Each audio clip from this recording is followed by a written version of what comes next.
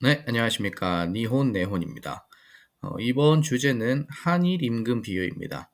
제가 첫 번째 동영상 업로드로 한일 임금 비교를 주제로 정한 이유는 일본 취업들에 관심 많은 이제 청년들이 많기도 하고, 또 언론이나 뉴스에서 이제 한국이 일본보다 임금이 높다 이런 얘기도 많고 국민 소득을 제쳤다라는 얘기가 많아서 그게 그렇게 간단한 문제가 아닌데 하는 생각을 했어서 한번 정확하게 짚고 넘어가보자.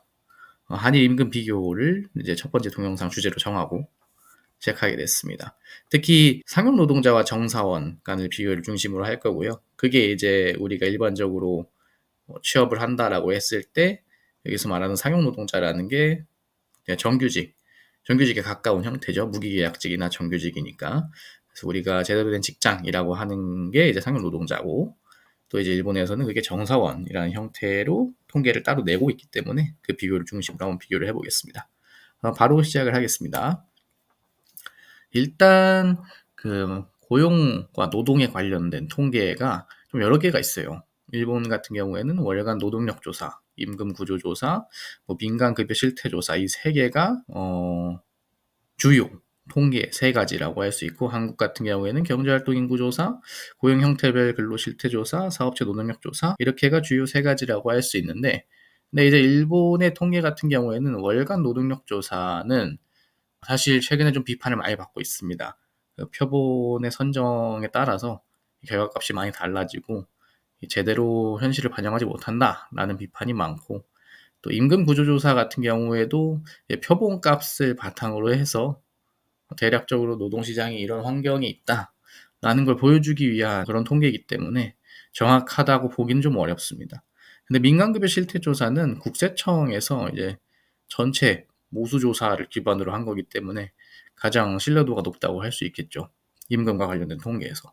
그리고 또 한국에서는 사업체 노동력 조사가 이제 상용 근로자 임금 조사를 이제 주로 하는 통계이기 때문에 민간급여 실태조사와 사업체 노동력 조사 그 두 개를 바탕으로 해서 한번 비교를 해보도록 합니다.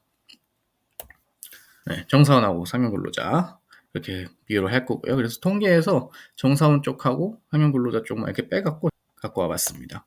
그래서 이게 일본의 국세청 민간급여 실태조사에 나와 있는 내용입니다. 작년 2024년 내용이고, 보시면 정사원 평균 급여가 연간 수치거든요. 이게 545만 원입니다. 근데 주의하셔야 되는 게 이 수치는 사실 비과세분이 제외가 되는 거예요. 일본에서 취업을 한다, 일본에서 일자리를 갖는다고 하면은 대표적인 비과세분에 해당하는 이제 급여지만 급여랑 같이 들어오지만 비과세분에 해당하는 게 교통비지 않습니까? 교통비는 거의 대부분은 만엔 이상씩은 받게 되시죠.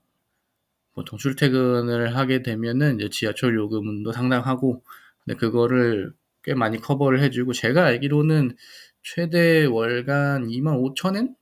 2만 엔인가 25,000엔인가까지는 그 비과세로 교통비를 회사가 근로자에게 지급을 할 수 있기 때문에 대부분 만원 이상을 받는 걸로 알고 있습니다.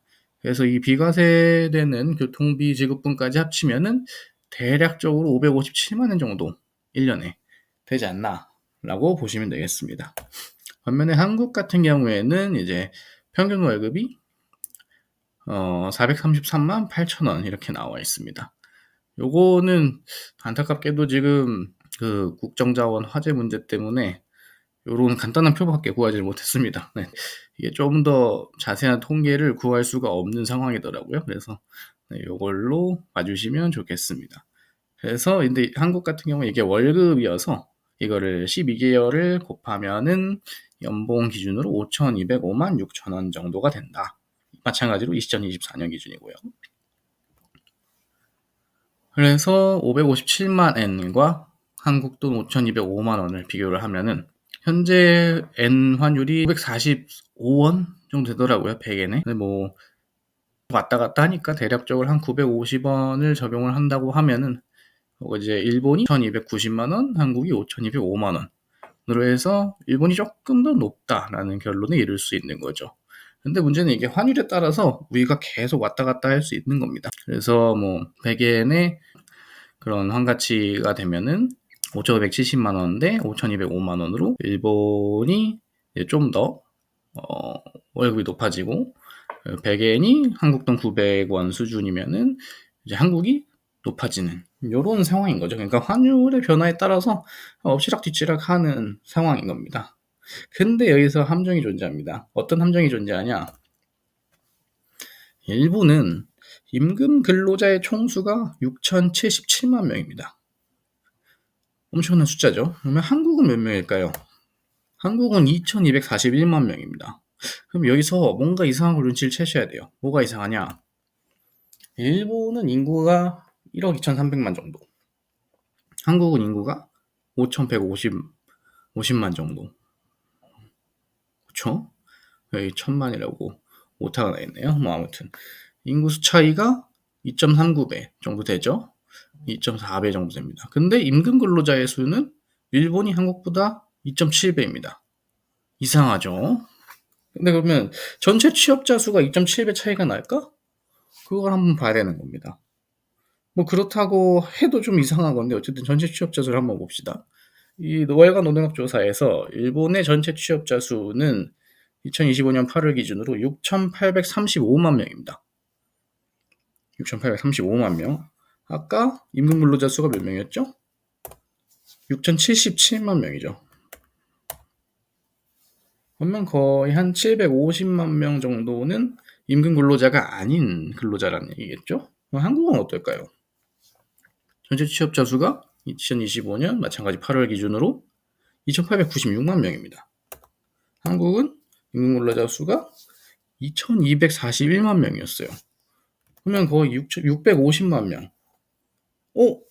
임금 근로자가 아닌 근로자의 숫자가 한국하고 일본의 그 인구 격차를 생각해 봤을 때 별로 차이가 없다는 겁니다. 취업자 수 차이는 실제로 인구수 차이인 2.39배에 가깝습니다. 2.36배로. 오히려 인구수 차이에 비례해서 보면은 한국이 더 전체 취업자 수는 더 많은 셈이죠. 근데 임금 근로자 수는 일본이 한국보다 인구 대비해서 훨씬 많은 셈입니다. 왜 그러냐? 정확하게 이거를 왜 그러냐라고 정리를 하기 쉽지 않은데 제가 추측을 하기로는 일본은 이제 전국형 체인점들, 프랜차이즈 체인점들 같은 데를 가보시면은 그런 일자리들이 굉장히 저임금 일자리에 해당하는 경우가 많죠. 근데 임금 근로자 형태로 고용하는 경우가 많습니다.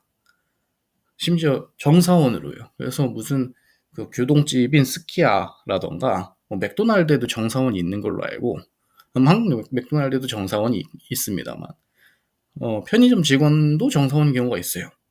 경비원분들도 정사원인 경우들이 꽤 있고요. 근데 한국은 저임금 일자리에 사실상의 임금 근로자가 계산되지 않는 경우가 많습니다. 그렇죠? 일단 뭐 자영업자가 더 많기도 하고요. 예를 들면 그 사업소득 3.3% 이렇게 신고해서 일을 하는 알바생이나 뭐 사실상의 임금 근로자인데 프리랜서로 신고하는 그런 경우가 많다라는 거죠. 그렇다면 이런 상황에서 우리가 과연 일본보다 임금을 더 많이 받는다라고 말을 하는 게 맞을까? 이런 생각을 해보고 그와 관련된 보도들이 충분히 있어줘야 하지 않나 하는 생각입니다. 그러니까 아직은 한국이 일본보다 임금이 더 높다라고 주장을 하기에는 좀 무리가 있고 좀 더 상황을 지켜봐야 되지 않나 라고 얘기하고 싶은 게 제 결론입니다. 그러면 뭐 몇몇 분들은 그런 얘기를 하시겠죠. 일본은 뭐 세금이 더 비싸지 않느냐 그런 얘기를 하실 수 있고 또 뭐가 있을까요? 일본은 지금 저성장에 빠져있기 때문에 뭐 몇 년 안 남았다 이런 얘기를 할 수도 있겠습니다.